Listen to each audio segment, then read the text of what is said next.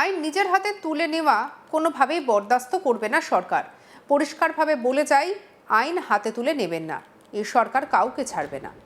জাহাঙ্গীর খানের এলাকায় দাঁড়িয়ে ভয় ধরানো হুঙ্কার মুখ্যমন্ত্রী। শাসক বিরোধী রাজনীতির উত্তাপে যখন রাজ্য জুড়ে একের পর এক সংঘাত, অভিযোগ আর পাল্টা অভিযোগের ঝড় বইছে, তখনই আরও একবার কড়া বার্তা শুভেন্দু অধিকারীর। স্পষ্ট হুঁশিয়ারি, নিজের হাতে আইন তুলে নেওয়ার চেষ্টা করলে কোনো রকমের রেয়াত নয়। অপরাধী যত শক্তিশালী হোক, যত প্রভাবশালী পরিচয় থাকুক, আইনের সামনে সবাই সমান। শুধু গ্রেপ্তার নয়, প্রয়োজনে সম্পত্তি বাজেয়াপ্ত করার মতো কঠোর পদক্ষেপ নেওয়া হবে বলে জানিয়ে দিলেন তিনি। একই সঙ্গে মমতা এবং অভিষেক ব্যানার্জির উদ্দেশ্যেও পরোক্ষে বার্তা ছুড়ে দিয়ে শুভেন্দুর দাবি, বাংলায় আর গুন্ডামি, দখলদারি কিংবা ভোট লুটের রাজনীতি চলবে না। তার মন্তব্য, যা ঘিরে এখন শুরু হয়েছে নতুন করে রাজনৈতিক চর্চা। ফলতায় জনকল্যাণ শিবির পরিদর্শনে এসে জাহাঙ্গীর খান ইস্যুতে সরাসরি মুখ খুলেছেন মুখ্যমন্ত্রী শুভেন্দু অধিকারী। শিবির ঘুরে দেখার সময় তিনি বলেন, পরিষ্কারভাবে বলে যাই, আইন হাতে তুলে নেবেন না। এই সরকার কাউকে ছাড়বে না। তার দাবি, প্রশাসনের কাজ প্রশাসন করবে, আদালতের কাজ আদালত করবে, কিন্তু কোনো ব্যক্তি বা গোষ্ঠী নিজেরাই আইন প্রয়োগের দায়িত্ব নিতে পারে না। এই প্রসঙ্গে তিনি জানান, শিবিরে আসা এক মহিলা কাঁদতে কাঁদতে তাকে বলেছেন তার মাথার সিঁদুর রক্ষা হয়েছে। সেই অভিজ্ঞতার কথা তুলে ধরেন মুখ্যমন্ত্রী। যা শোনা, তিনি বলেন যে স্বাধীন দেশে এমন শোনা অত্যন্ত কষ্টকর। কি বলেছেন শুনব। বলে যাই, আইন হাতে তুলে নেবেন না। এ সরকার ছাড়বে না, এ সরকার কাউকে ছাড়বে না। আমি যখন এই কল্যাণ শিবিরে একজন বোনকে পরিষেবা দিচ্ছিলাম, তিনি আমাকে বলছিলেন, চোখের জল ফেলতে ফেলতে একটু আগে, বিজেপি সাক্ষী বলছেন, আমার মাথার সিঁদুর আপনারা রক্ষা করে দিয়েছেন। এই যে কথা স্বাধীন দেশে আমাদের শুনে কষ্ট হয়। এদিন তিনি দাবি করেন, এলাকায় এখন আইনের শাসন প্রতিষ্ঠা হয়েছে। কোনো ব্যক্তি বিশেষের আইন নয়, সংবিধানের আইনই চলবে। গুন্ডামি, জিহাদিপনা, জমি দখল কিংবা সাধারণ মানুষের ওপরে অত্যাচারের মতো ঘটনা আর বরদাস্ত করা হবে না বলেও মন্তব্য করেন তিনি। শুভেন্দুর কথায়, ভোট লুটের দিন অতীত হয়ে গেছে এবং মানুষ এখন নিজেদের ভোট নিজেরাই দিতে পারছেন। কি বলেছেন শুনবো। আমি আপনাদের কথা দিয়ে গেলাম, ফলতায় আইনের শাসন প্রতিষ্ঠা হয়েছে। এখানে শাসকের আইন চলবে না। গুন্ডামি, জঙ্গিপনা, জমি লুট আমরা কোনোটাই ভবিষ্যতে করতে দেব না। ভোট লুট তো অতীত হয়ে গেছে। আপনারা নিশ্চিত থাকুন, যত বড় মাফিয়া ডন হোক না কেন, তাকে সবক শেখানোর কাজ ভারতীয় জনতা পার্টি পরিচালিত রাজ্যের সরকার করবে।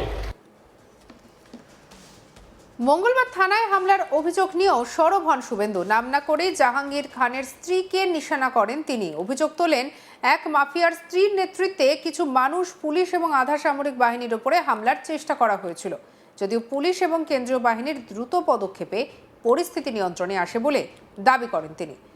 এরপর পুলিশ সুপারের উদ্দেশ্যে কড়া নির্দেশও দেন শুভেন্দু। তার বক্তব্য, ভিডিও ফুটেজ কিংবা ছবিতে যাদের চিহ্নিত করা যাবে তাদের কাউকেই ছাড় দেওয়া যাবে না।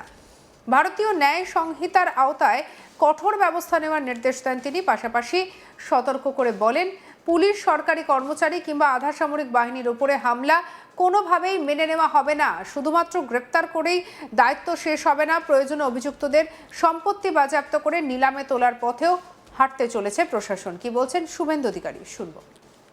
আমি টিভিতে দেখছিলাম, উত্তরবঙ্গে ছিলাম, কার্শিয়াঙ্গে পাহাড়ে।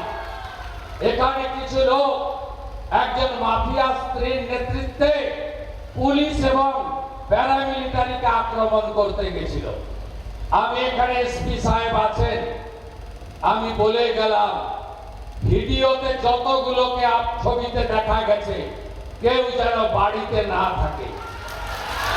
তাদেরকে আইনের আওতায় আনতে হবে এবং ভারতীয় ন্যায় সংহিতার অন্তর্গত রাষ্ট্রবিরোধী কার্যকলাপের যে ধারা আছে, আমি পুলিশ মন্ত্রী হিসেবে আপনাকে নির্দেশ দিচ্ছি, সেই ধারাতে এমন শিক্ষা দিন এমন শিক্ষা দিন যাতে কোনোদিন কোন পুলিশ সরকারি কর্মচারী প্যারামিলিটারি যারা এসেছেন আমাদের সাহায্য করতে তাদেরকে কেউ আক্রমণ করার সাহস না রাখে।